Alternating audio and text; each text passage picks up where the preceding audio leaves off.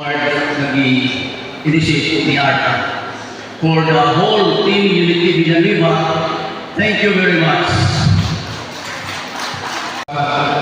Sa Department of Interior and Local Government, DLG, DICT, o sa Arta, tungod sa dakong natabang alang sa pagpadayon sa pagpanerbisyo sa among katawhan.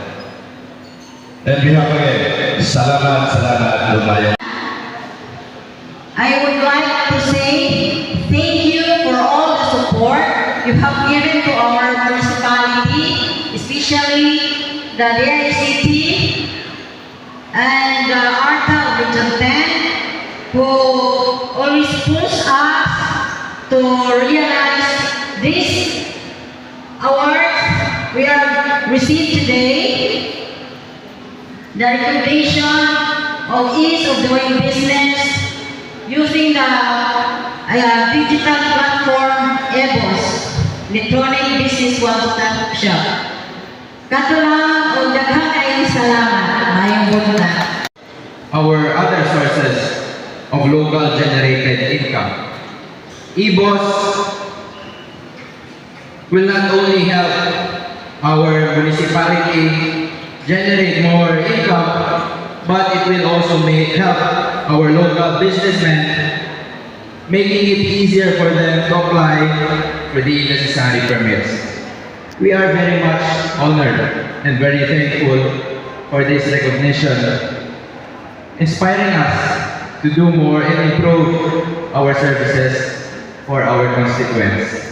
I would also like to take this opportunity to express my profound gratitude to the national government agencies, the DICT 10, the DTI 10, Region 10, and the DILG Region 10 for their technical support in making this commendation possible. Once again, good morning. As a fifth-class municipality to be part of this event. And this commendation, we truly appreciate the ARCA for recognizing the LGU's effort. This commendation is not just a pride and honor for us all, but truly an affirmation of that good governance is our cornerstone in the service of our people. We believe that this initiative is easy and a speedy process of government transactions and business process, allowing business permits to our people that will entice other local investors sulod sa atong lungsod with a simple, easy, and convenient way of processing these business permits that will give us opportunity, like us fifth-class municipalities, to generate more incomes through permitting process sa mga LGU. And for that, allow me to give thanks, my sincere gratitude to ARTA for the support all the way, to other national agencies, to the ICT, the ILG, and BPI, and of course the LGBT for patiently implementing this said system. Daghang salamat kanang tanan, also thanks our provincial Governor Peter M. Bernatya. Daghang salamat o maayong lugar kanang tanan.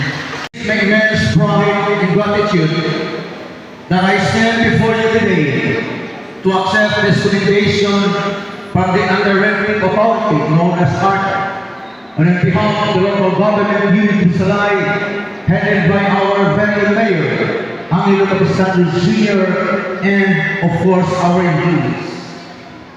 This recognition is a testament in public service commitment to the excellence, transparency, and of course public service. The implementation of the Electronic Business One-Stop Shop known as EBOS and the adherence of the Citizens Charter have not only streamlined our processes but have been also brought significant improvements on the way we serve our community. These initiatives have empowered a local entrepreneur